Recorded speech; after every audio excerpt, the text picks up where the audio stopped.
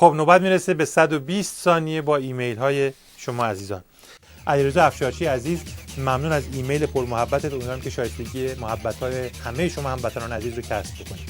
علیرضا مهدوی و مجید مکس، نکات و تصاویر ارسالیتون رسید، خیلی ممنون. ABC طنز یک لقمه نان حلال بسیار جالب بود، دست درد نکنه. دادبان آزادی در مورد دروغ‌های جواد ظریف، کارشناس جدید رژیم تو امور خارجی، نوشته که سگ مفید است و جواد ظریف مضر. می‌خواستم او را سگ هار بنامم، دیدم حیف از سگ.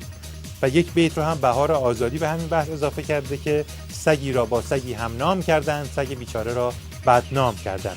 دوست گرامی زئوس کینگ در مورد دایناسورهای مجلس خبرگان ارتجاع نوشته که میگن طرف یه پاش لب گوره، اینا کل بدنشون داخل اون دنیاست، به اندازه یک ناخن تو این دنیا دارن. بعضی از اینها فسیل را رد کردن، کم کم در حال تبدیل به نفت هستن.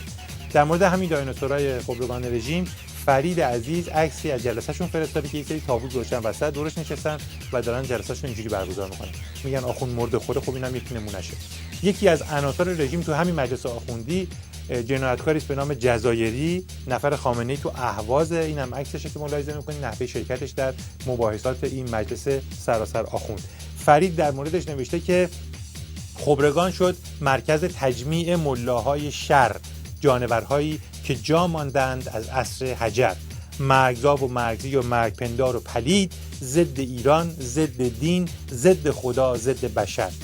این یکی از مفتخاری شاسیش کج گشته است، هیکلش مانند یک ماشین پنچر شدیه ور، خورده حق مردمان از ماه شهر و بهبهان، تا به آقاجاری و اهواز و شوش و شوشتر.